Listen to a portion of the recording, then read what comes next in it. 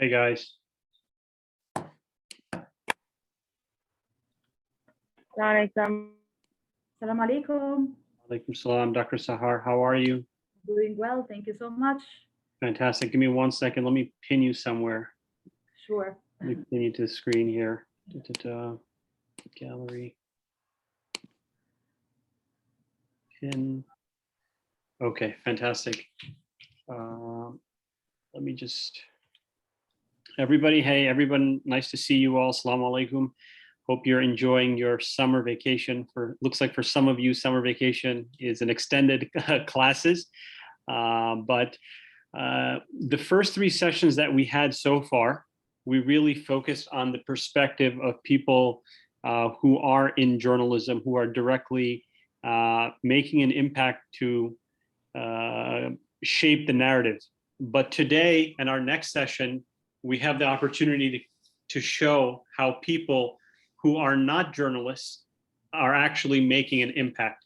And we're very fortunate to have Dr. Sahar Khamis, who is an expert on the Arab Spring and how basically the everyday person has been able to make an impact in the lives of their societies and even countries, and actually even the world. I mean, the Arab Spring has actually impacted everybody. And I think it's also had broader implications. I'm sure we've learned lessons from it. Even this past summer, for example, we had Black Lives Matter protests, and I think a lot of those were organized via social media. So I think we're very lucky to have an expert on something that's not only topical, but extremely relevant today. And so with that, what I will do is introduce Dr. Sahar, who also happens to be an advisory board member of AMI. She's an associate professor in the Department of Communication and an affiliate professor in the Department of Women's Studies and the Consortium on Race, Gender, and Ethnicity at the University of Maryland, College Park.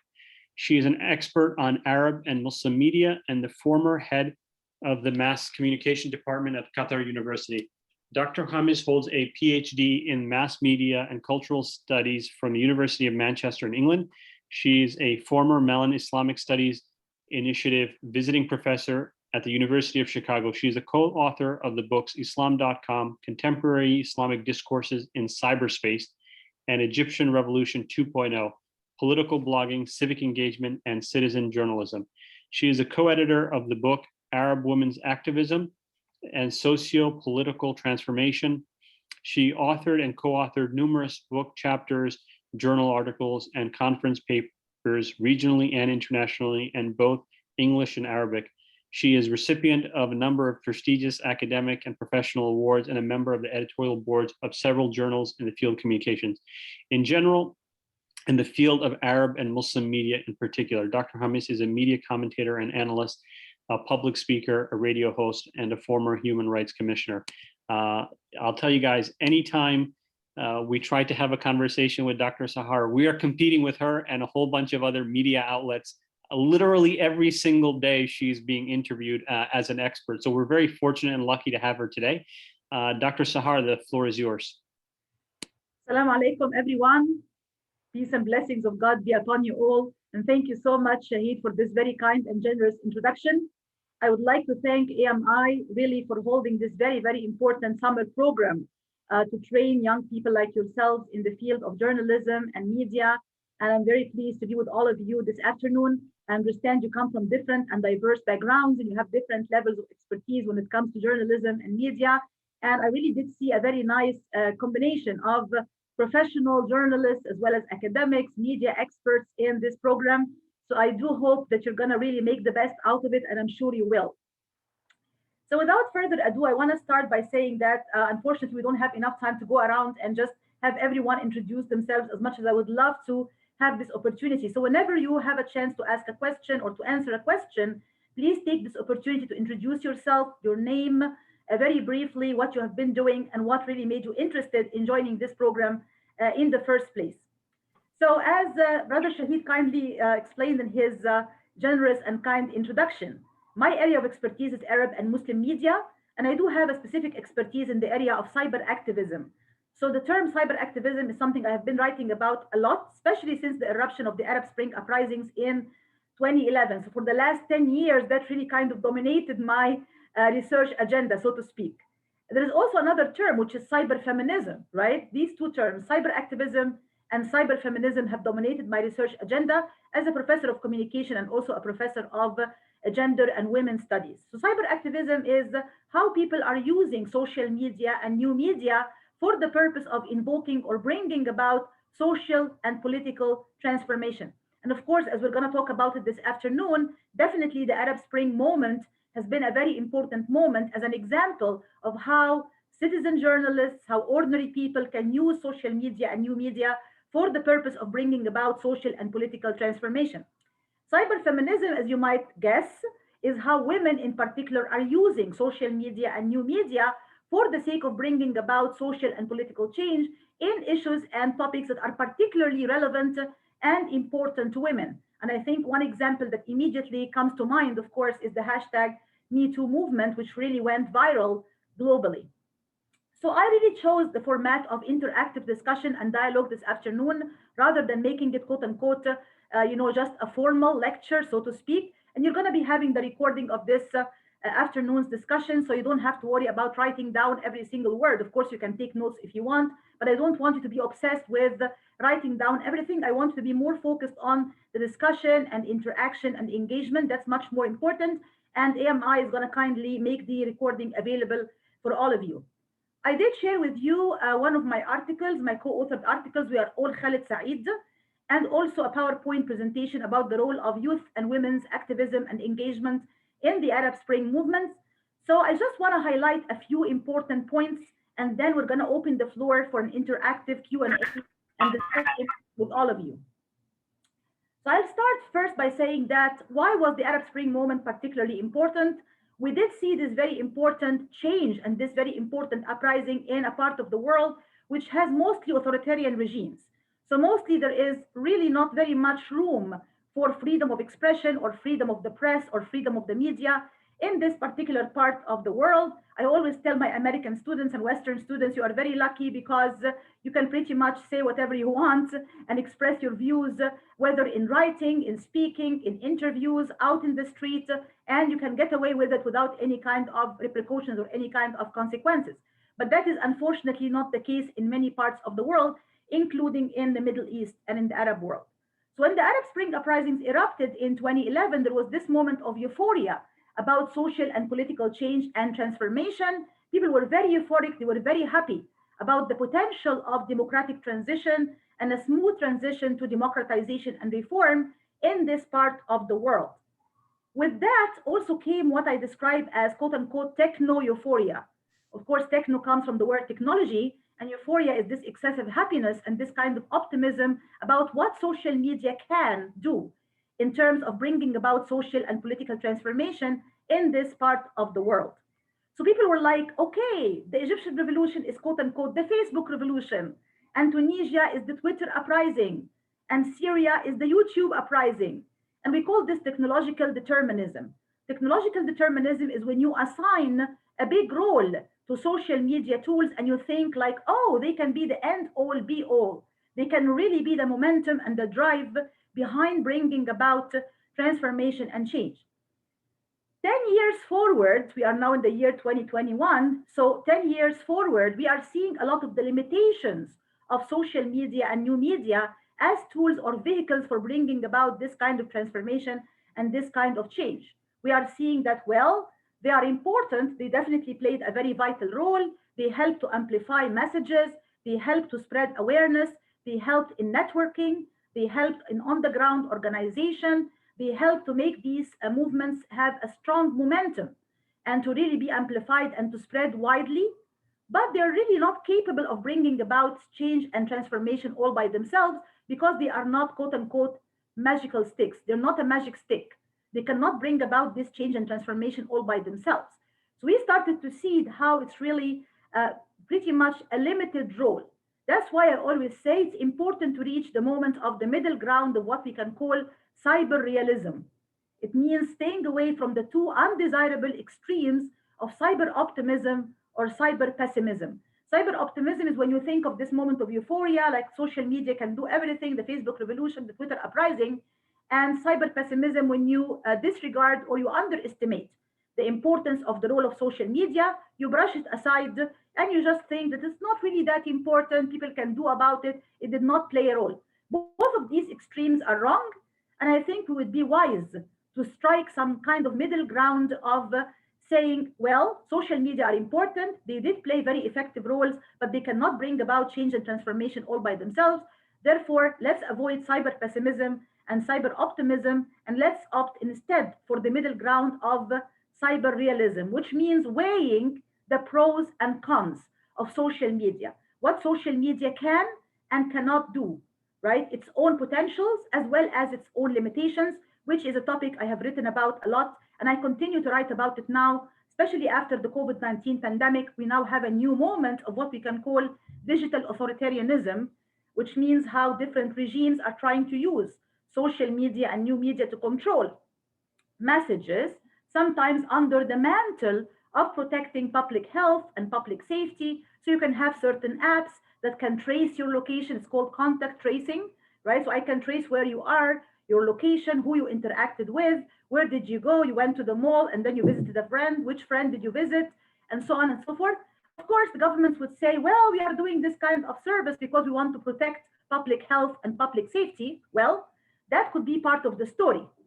But the sad part of the story is it also opens the door for a lot of invasion of privacy, and even sometimes going after opposition figures, going after opponents, going after those who oppose certain regimes and putting them in danger. There have been journalists and activists and opponents who have been traced and who have been really, their lives have been even endangered as a result of this type of tracing and these types of surveillance apps and other types of apps which are in use now, right? So again, we have to think about all of that when we think about the pros and cons, we think about the potentials and the limitations of social media and cyber activism and what it can and cannot do.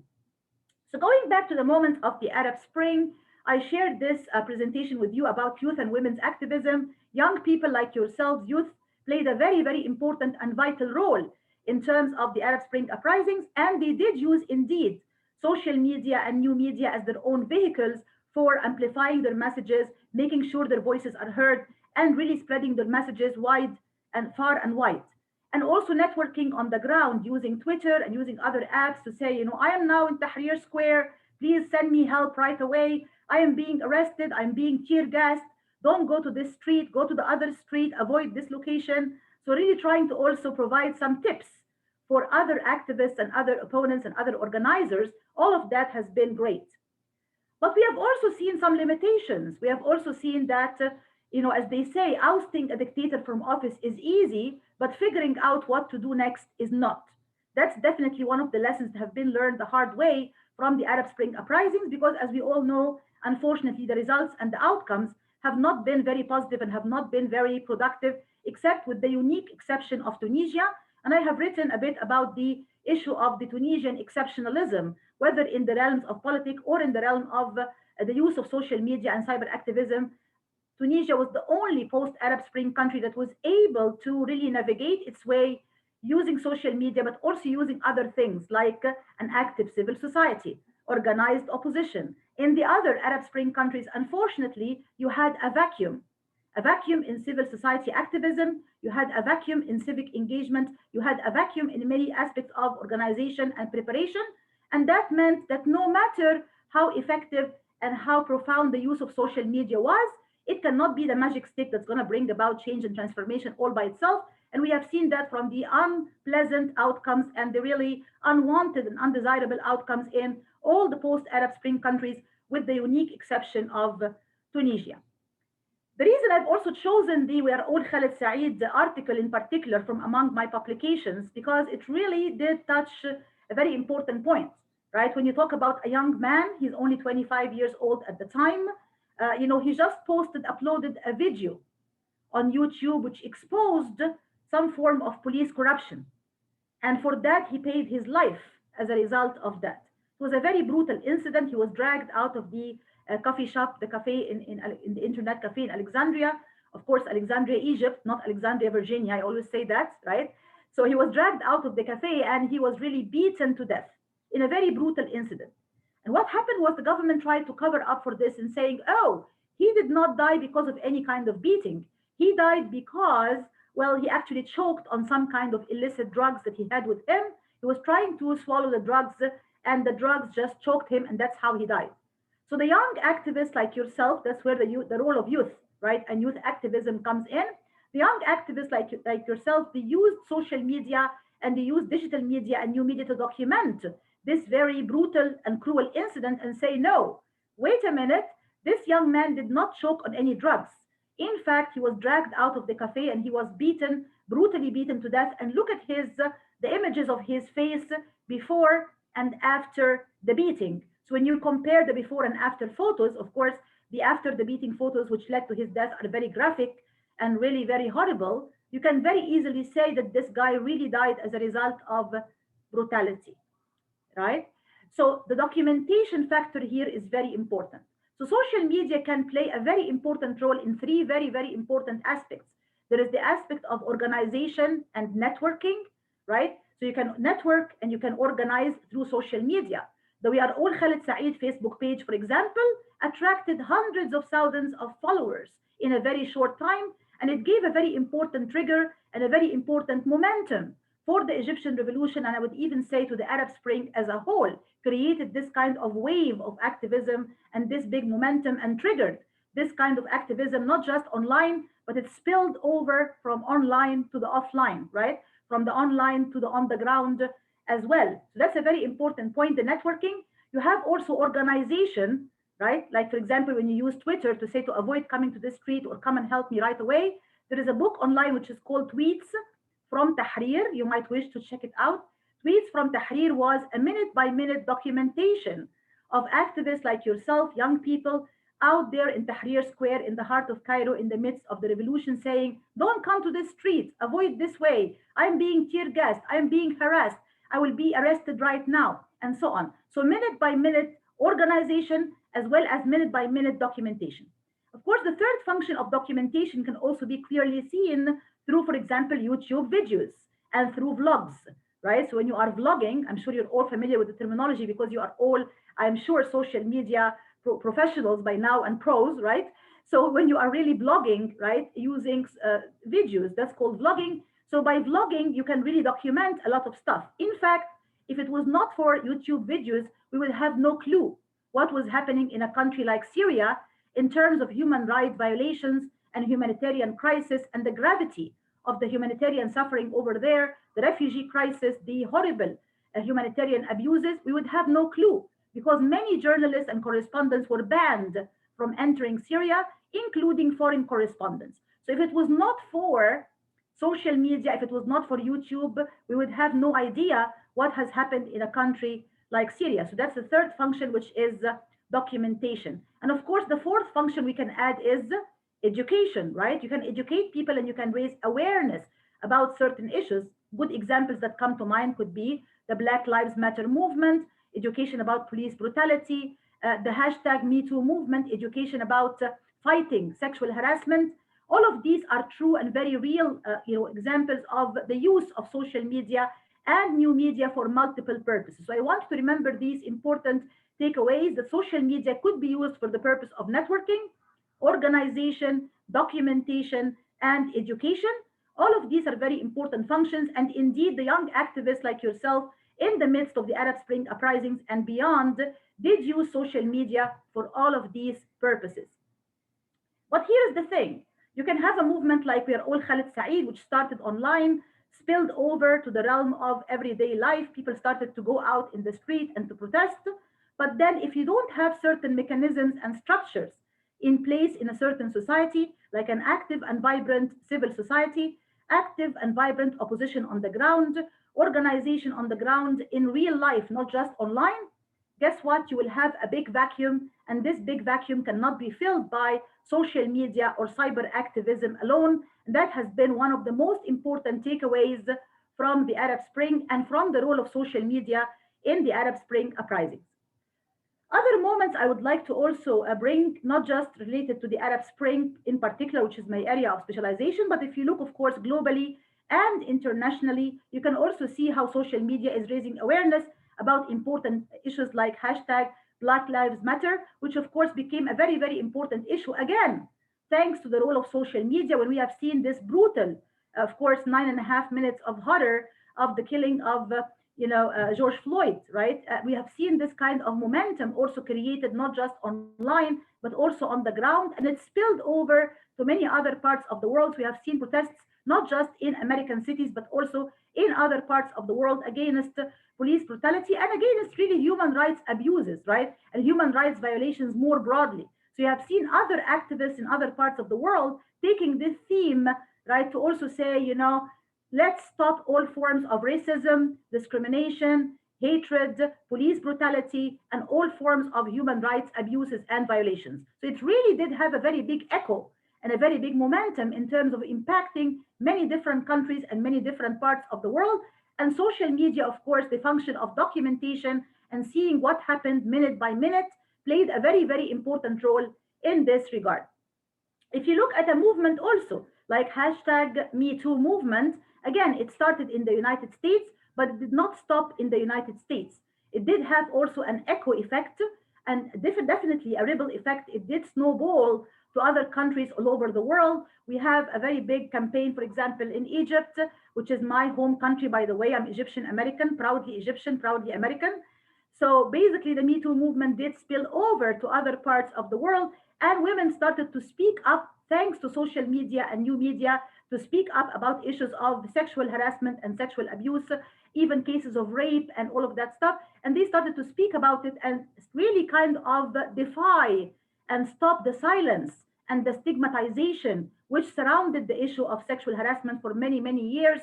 Again, thanks to social media for bringing the awareness about this particular issue and making it also go viral globally and internationally for women to speak up and to raise their voices and to say hashtag me too. I also faced this particular incident and I'm not going to be silent anymore. And finally, I want to talk about also the COVID-19 pandemic being a very, very important moment, which also had a huge impact on how social media is playing a very important role. Unfortunately, the optimistic tone that dominated my writing and publications 10 years ago when the Arab Spring uprisings erupted is now changing to, I don't want to say a pessimistic tone, but let's say a much more realistic tone. Because with the COVID-19 pandemic, we're starting to see some very clear realities, sometimes very sad or very brutal realities, like, for example, what we can call the digital divide, the gap between the technological haves and have-nots, those who have access to 24/7 high-speed internet and have good internet connectivity, being able to stay in touch with family and friends and colleagues and be able to do work online and attend seminars and great programs like this one. But what can you do if you don't have access to high-speed internet, which is indeed the case for many people in many parts of the world, especially in underdeveloped or less developed countries and in rural areas and in remote areas? You cannot assume that everybody has access to 24/7 high-speed internet or that they have access to the know-how, how to use the technology, which we call digital literacy, right? So you have the alphabetical literacy and you have the digital literacy, which means how to use the internet and how to use social media. Again, many parts of the world, unfortunately, are not lucky or fortunate enough to have this level of digital literacy, and therefore they are pretty much at a disadvantage. That becomes even worse in less developed countries, becomes worse in remote and rural areas, and becomes worse if you look at women. For example, compared to men, the gender aspect, for sure, you will see that women in many cases are more influenced in a negative way or in many negative ways on all of these aspects. Unfortunately, economically, socially, politically, and digitally as well, they are at a disadvantage in many of these cases. Girls who have been denied access to education because of the COVID-19 pandemic, if they don't have the infrastructure to be able to enroll online or to take courses online, many of them will not go back again to school and will not be able to have the advantage of continuing their education. And that is a big, of course, problem. It's even a disaster in many cases because their future is going to be very negatively impacted by the fact that their education has been interrupted and they don't have access to online education. Not to mention, of course, another very important point, which is digital authoritarianism. And digital authoritarianism is alive and well. It's when regimes and governments abuse these types of technological infrastructures and the online access to technology. As I mentioned, the example of regimes having the surveillance surveillance, for example, apps, and going after the opponents and tracing contacts and all of that stuff, which became another very important phase in this whole notion of digital authoritarianism that we are facing and suffering from right now after the COVID-19 pandemic. So you have all of these moments. These are just some highlights, some things to start the conversation going, right? You have the Arab Spring, you have the Black Lives Matter, you have the Me Too movement, you have COVID-19, and I'm sure we can come up with other examples in the discussion. So I would like to start the discussion by asking the question, how would you define the term citizen journalism? If anybody has a certain definition of the term citizen journalism, and of course, if you have a question also or a remark that's related to my own comments that you would like to put forward, please do so. Thank you.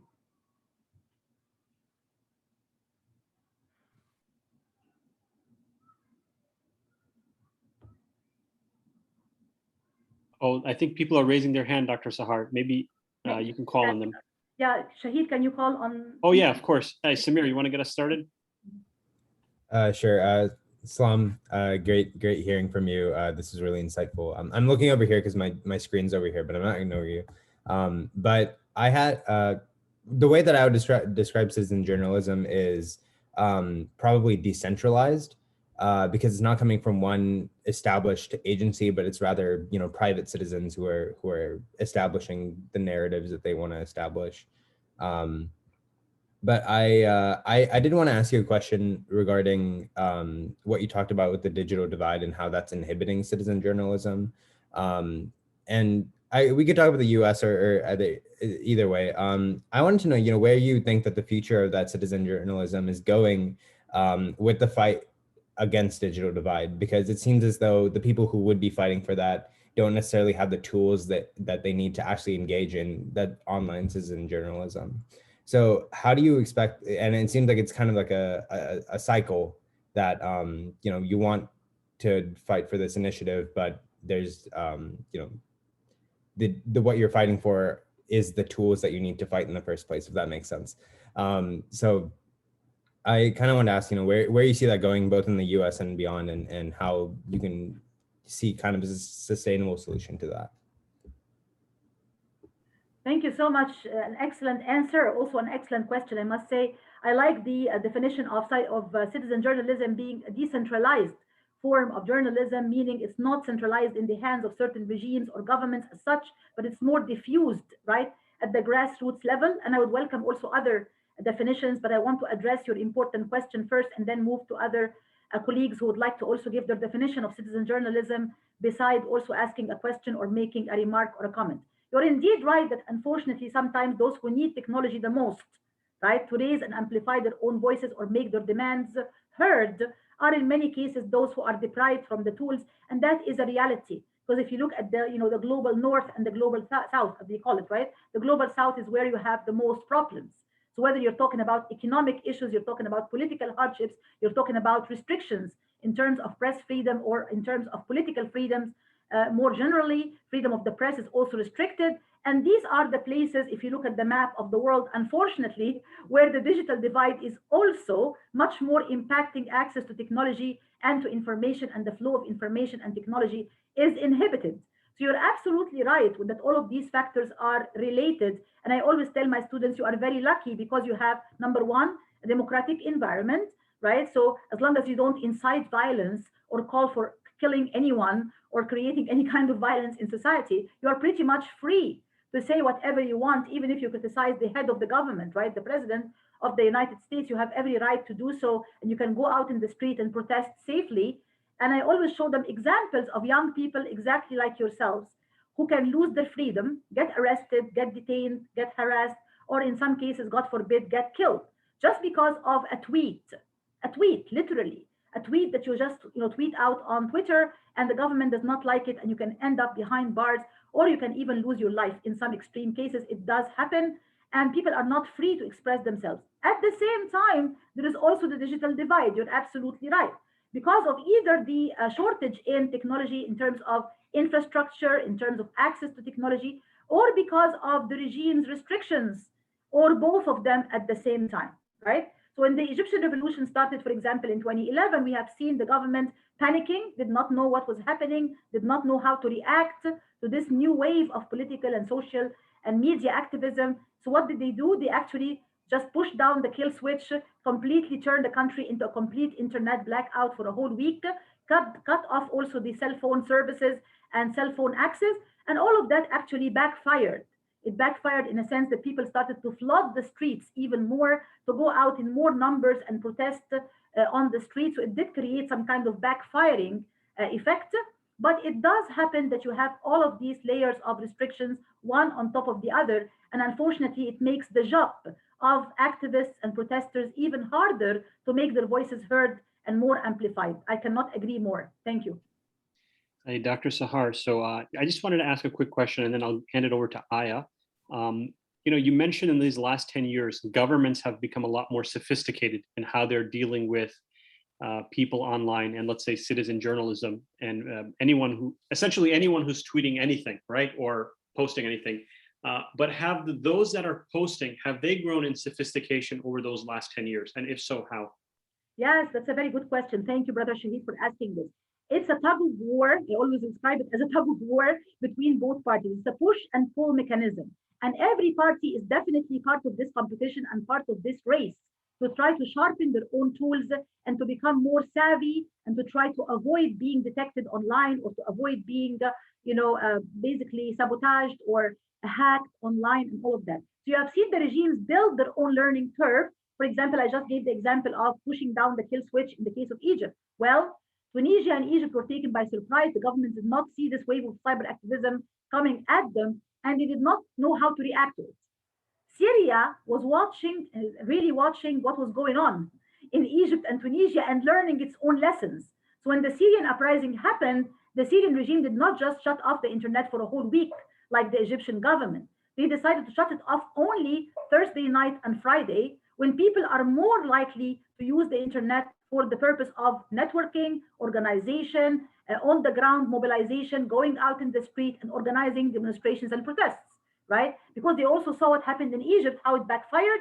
And also, of course, whenever you shut out the internet, you have no internet access, the economy also suffers tremendously. So the Egyptian government lost a lot of money because of this 1 week of blackout, no services. Of course, it's going to affect the economy very badly. So the Syrians said, no, let's be smarter than that.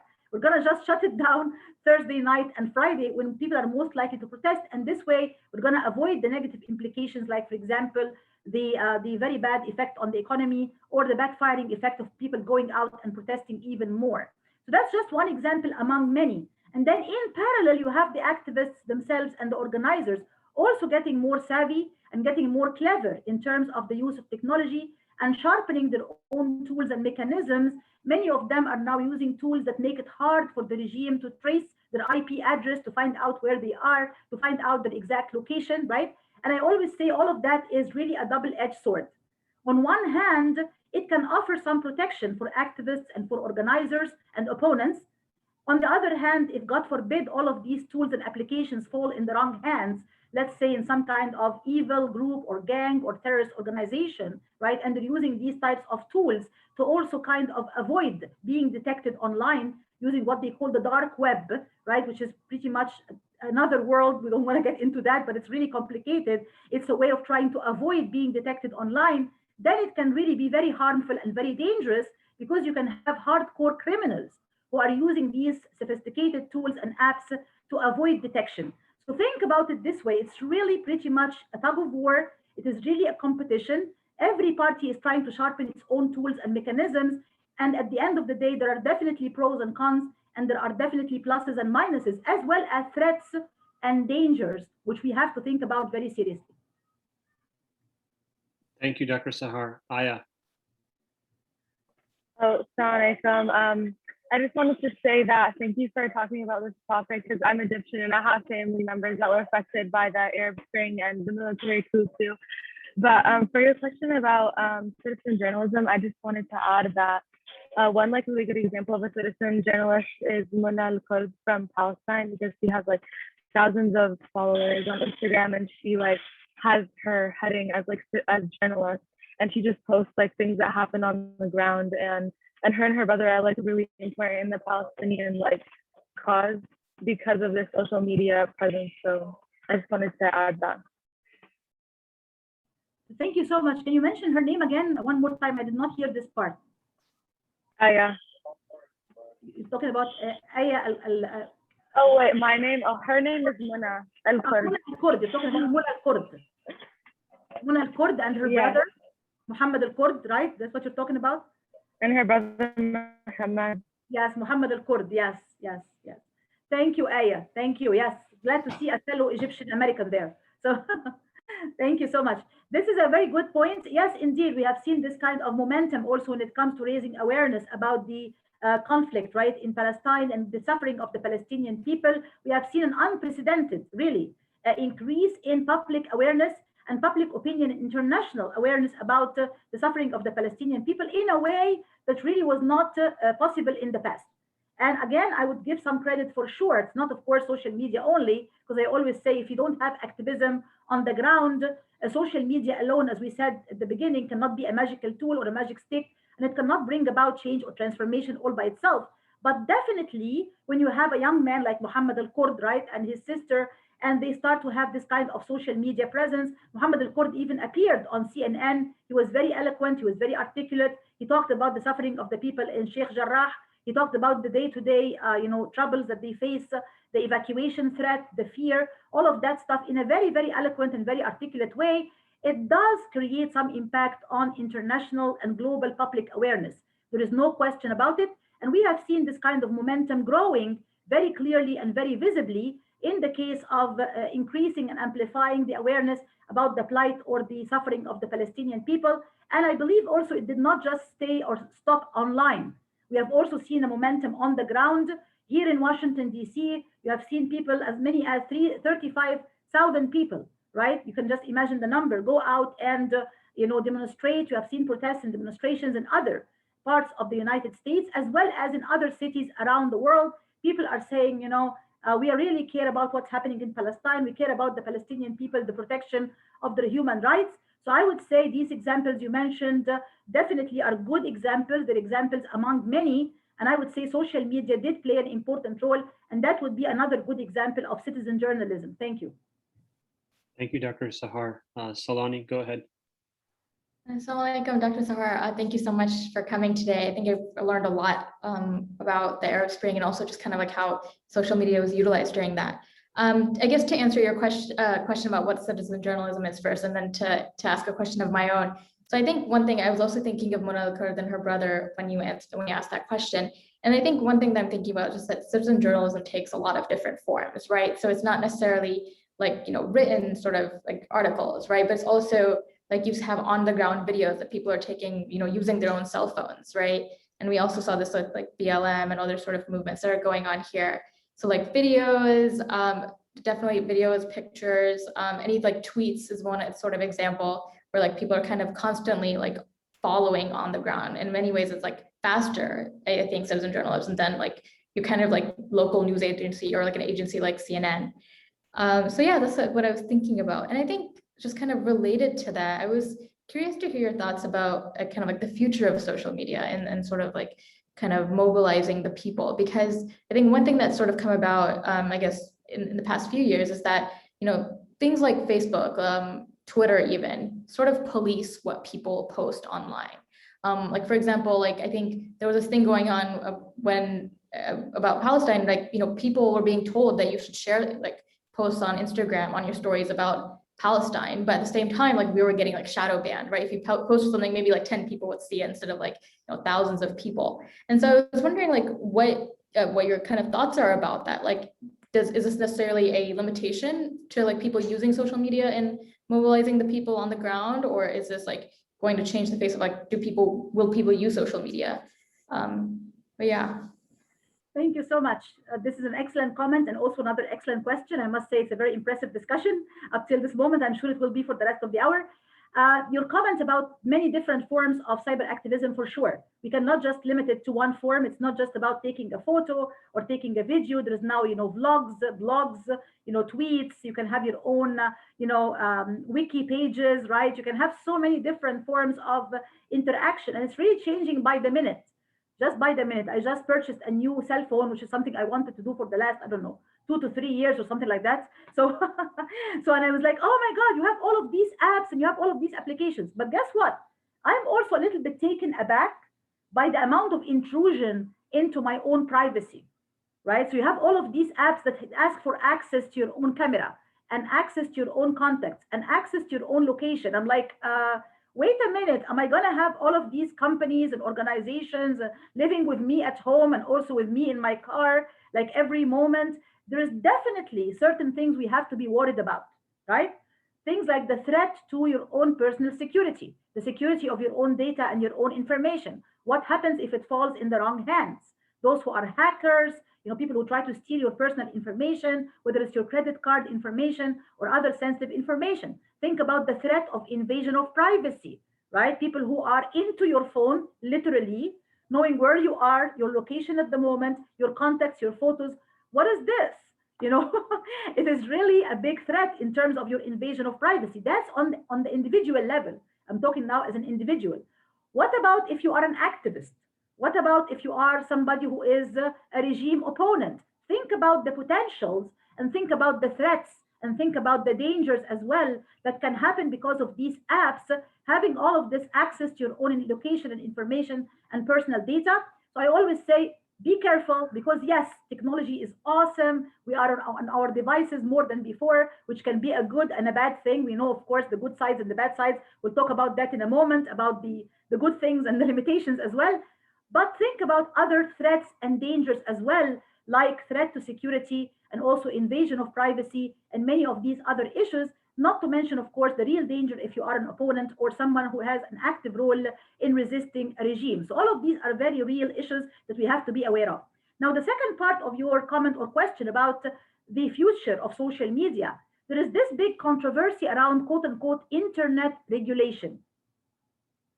Who regulates this huge cyberspace that we are all immersed in, whether we like it or not, day in and day out, and many times for many, many hours of our day?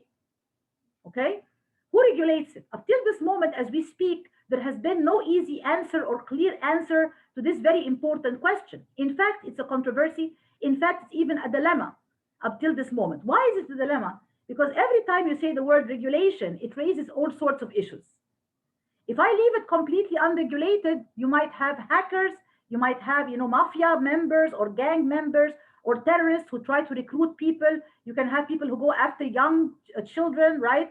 Try to, do some kind of human trafficking. There are real threats and real dangers if you don't have zero, you have zero regulation. At the same time, every time you say the word regulation, it's a slippery slope, because people say, wait a minute, the regimes can also come in, and they do, and they can try to curb freedom of expression, your own personal freedoms. Your Twitter account can be closed, your Facebook page can be shut down, they can trace you online. And there was this very sad but real incident, unfortunately, of a Libyan activist in the midst of the uprising in Libya, in the Arab Spring uprisings in 2011, who was using his own laptop computer in his own living room to really kind of send a global message to the rest of the world about what was happening in Libya and the situation inside his own country. And the regime was able to trace his own location through his own IP address. They stormed his apartment. They killed him online as he was trying to send his message. His wife came out. She made this very sad statement about what just happened to her husband. So really, we are living in this new cyber reality, right? And my new phone brought all of these issues even more clearly to my mind. I've known it, theoretically and academically for years, but having all of these apps asking for access, location, photos, contacts, I'm like, wait a minute, what's happening here? So think about all the threats and all the dangers that can come along with social media and can come along with cyber activism. And think about this whole issue of internet regulation, which is not really resolved or solved up till this moment that we're speaking right now and right here, because there is still this whole push and pull mechanism between the desire to regulate this cyberspace and to avoid some of these real threats and dangers on one hand. And then there is the fear of government abuse or government exploitation of this whole notion of regulation, turning it into some form of control mechanism in the hands of certain dictatorial regimes or authoritarian regimes that might just try to crack down on opposition by hacking, sabotaging, closing down, or even arresting or even killing using the new media technology. So unfortunately, up till this moment, we don't have a solution, but I'm sure that's going to be one of the top issues that will continue to really occupy important position in our discussions for years to come. Thank you. Okay, I see some hands here. So who would like to go next? You can just unmute yourself and take turns if you don't mind. I think Aisha, Annie, Okay, you could go. go ahead.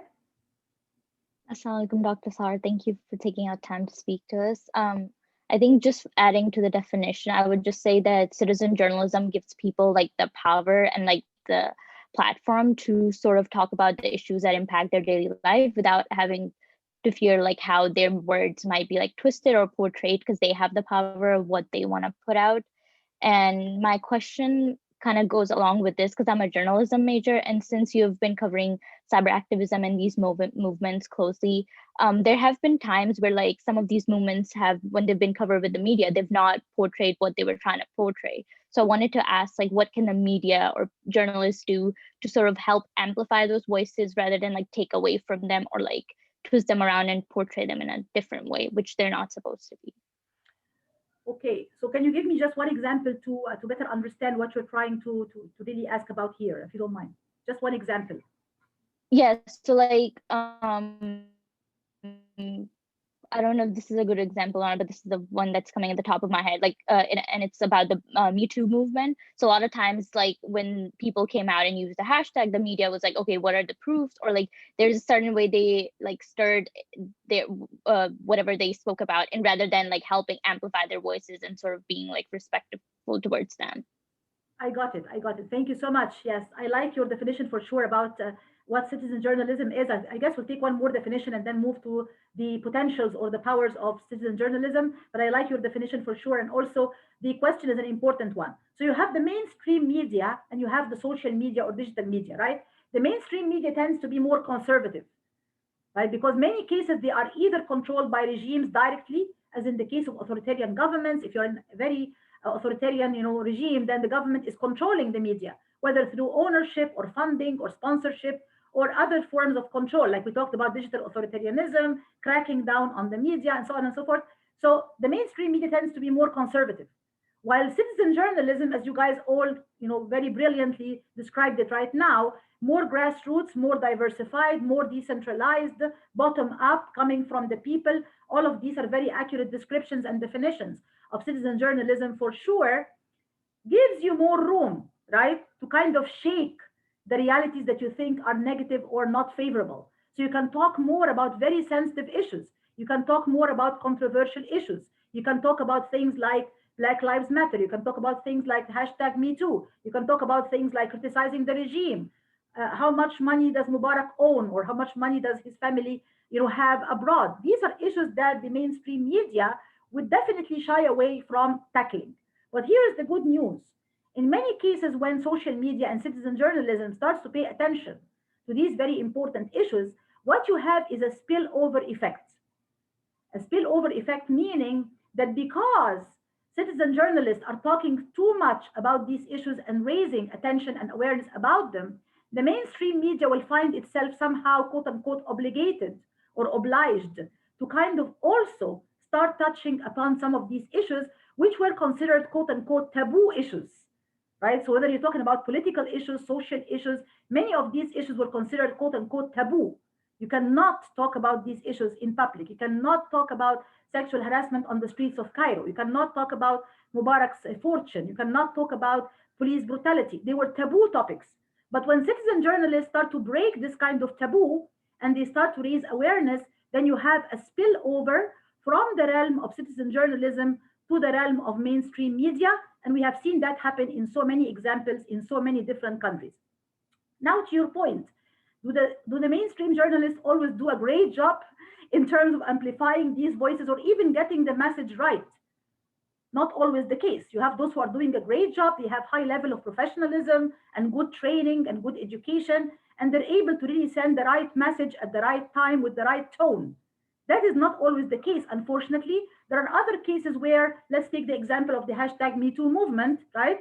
You can have blaming the victim. Okay, maybe this woman was in the wrong place at the wrong time, wearing the wrong, clothes or something like that. So this is called blaming the victim. Okay, so this woman already really suffered the horrible experience of sexual harassment. She has been trying to fight her own silence, to break her own silence, to come out and speak about a very stigmatizing and very difficult topic. And now the media or mainstream media is even blaming her, it's blaming the victim. So you have examples like that, of course, where mainstream media may not be necessarily quote unquote ideal or very supportive in terms of amplifying these voices. And I always say there is a learning curve, right? This kind of interaction, as we talked about it before, between the opponents and the regime, and how the regimes and the opponents are both building their own learning curve. I would also say in the case of mainstream media and citizen journalists, there is another tug of war and another push and pull mechanism or push and pull dynamic between these parties as well. The more the citizen journalists can push the envelope, the more they can speak, the more they can amplify their voices, the more they can make their voices louder, I think the spillover to mainstream media will happen sooner or later. Thank you. Dr. Sahar, we have about 8 minutes, so I do want to get everybody's question in. So what I'm going to ask is for everyone to ask their question very quickly, and then maybe you can take all 3 questions quickly, just so we get everybody in. Okay. So we'll start with Dina. It's actually Diana, but it's okay. Diana, my apologies. It's okay. Assalamu alaikum. Thank you so much for being here. As you all probably know or have seen over the news or on social media, Palestine is currently, enduring further consequences of their oppression and of the occupation. Now, this has been happening for over 70 years. However, with COVID-19 and quarantine, married with new social media platforms such as TikTok or even, more elaborated on Instagram, there's been a lot more international awareness on this topic. So I just wanted to ask you if you think that there would be a Palestinian uprising that, even if they may not officially, I guess, be the Zionist movement, if you think that there will be more steps towards that. Thank you. Okay, and Sana, go ahead. Hello. My question was basically that with digital literacy and as a journalist and for citizen journalists, how can they kind of balance the catering to both those who have limited access, like the not having constant access to the internet and having lower levels of digital literacy, but then also catering to those who have privileged access to the internet and want to kind of see how be with the times of advanced technology and receive formats of news. So kind of how to balance that as a journalist and as citizen journalists. Great question. And Nadine. Assalamu alaikum, Dr. Sahar, really pleased to see a fellow Egyptian American in your role. So my 2 questions are in the chat for the interest of time. One is about the 3 main issues facing women in Egypt these days. And if you have time, if you could just tell us about how you're affecting change on a local level in Maryland. Thank you. Thank you. The last question, if I can just get the last question again, can you just repeat it very quickly, please? Your role as a human rights commissioner in Maryland, what it entails, if you could just elaborate on what issues you are working on. Okay, thank you. Any other questions, or that's all we have? That's all, Doc, and we have to wrap up by, let's say, 6:59. Okay, that is a classic example of when time flies very quickly. When you have a good time, it flies very quickly. So because the discussion is so great and you all are so great and smart and brilliant and you ask great questions, so that's why time just flew by very quickly. So I would start with the question about Palestine. As I said, there has been unprecedented global awareness. The Palestinian, unfortunately, conflict has been going on for 73 years exactly, which is a long, long time for a conflict to continue.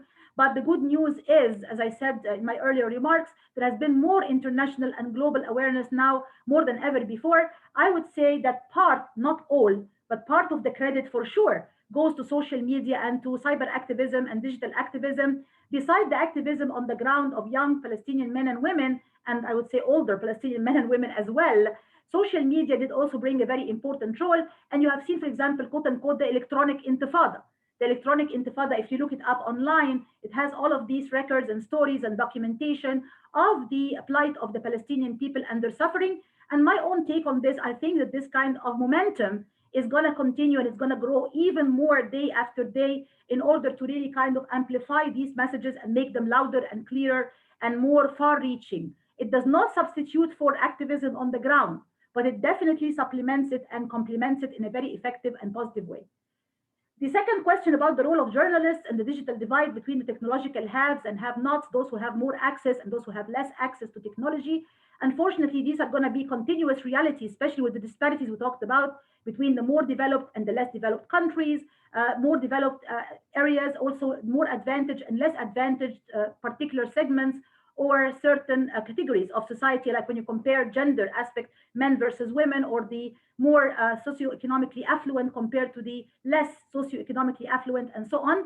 I think that journalists will have to invent new ways of really kind of spreading their wings, being more creative, getting around some of the infrastructural barriers, trying to reach out to people even in poor and remote areas. Go out to them and try to provide cheaper services, more affordable services, avoid some of the barriers that are imposed by the regimes in power economically and politically. It's not an easy job. It's definitely going to take a lot of work. As Hillary Clinton says, it's like it takes a village, right?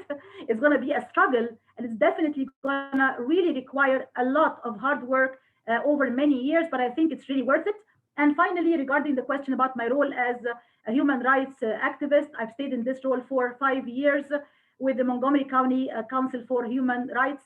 And it's been very important and very rewarding to try to amplify the voices of the American Muslim community in this particular role, raising awareness about issues of equity, inclusion, justice, diversity, women's voices, voices of minorities, immigrants, people who are discriminated against because of their skin color, religion, ethnicity, you name it. So it's been very rewarding, and I would definitely welcome the opportunity to engage in other types of public service and public engagement. And I encourage you all to do so whenever you have a chance and have an opportunity. It's very important to amplify our voices both online and offline, on the ground, in the real world, and through citizen journalism and social media.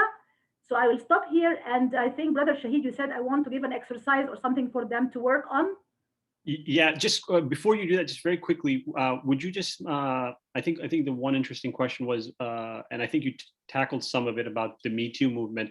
What are some of the challenges Egyptian women are facing? I think Nadine's part 2 of her question. Okay. Well, I'm going to share with you, I'll do something better. I'm going to share with you an interview I just gave on this very particular topic to ABC News, and it's now available online. So there's a YouTube video in which I talk about this very particular point and this very particular issue, the hashtag #MeToo movement in Egypt, and the challenges that women face over there. So definitely there are so many barriers socially and culturally, as well as digitally, and there are so many push and pull dynamics, and definitely this kind of momentum of trying to push the envelope, amplify the voices, but also facing real, I would say restrictions and real barriers on the ground. So I'm definitely going to share this video with Brother Shahid, who's going to kindly share it with all of you, and I'd love to hear your views. And by the way, also, I'm more than happy to have you reach out to me through email. I'm going to share my contact information, my email, also my Twitter handle. So please feel free to reach out to me in whichever way possible. If you have a question that we were not able to address today, or a topic we did not have time to discuss, please feel free to reach out to me, and I'm going to give all of this information to Brother Shahid to kindly share with all of you. And I would love for us to stay in touch and to stay connected well beyond the program as well. And now here comes my assignment time. So if I can just use the remaining few minutes to say my assignment very quickly, because that's what I was asked to do, not because I want to give you a homework necessarily, but I was told by Brother Shahid, so you can blame him for that. Don't blame me, please. So basically the homework is, I want you guys to come up with 3 different examples of an issue or issues where citizen journalism played a vital role, right? So try to think of examples maybe other than what we have discussed this afternoon. Think of 3 different examples of your own where citizen journalism did play a certain role in your opinion, and try to highlight the pros and cons, or the potentials and the limitations of the role of citizen journalism and social media pertaining to these 3 different cases or these 3 different examples. That would be something I would like you to think about and to work on. And I certainly hope that there will be other opportunities for us to stay in touch and to see you all again soon. Thank you. Inshallah. Thank you, Dr. Sahar. Really appreciate you being here today. And we will have the question and the discussion up on Canvas. We'll also have the evaluation form up on Canvas. So when you get a chance, please take care of that. Fill out, get the discussion going, fill out the evaluation form. And I will also share Dr. Sahar's information on Canvas. Thank you again for joining us. For all the participants, thank you for being here. We are very much looking forward to having 2 weeks wrapped up, and we have 4 more weeks to go. I think it's going to get only more and more exciting starting next week. We have today we looked at some of the positives of social media. Next week, the talk is titled "The Age of Disinformation." So we're going to be looking at Russians and their trolling activities directly with someone who has worked with the State Department and with Google and Facebook. And also we'll be looking at reporters who specifically cover religion in the media. So it should be a very exciting week for everybody. Everybody enjoy your weekend. We'll be in touch. Take care. Assalamu alaikum. Thank you. Thank you. Assalamu alaikum.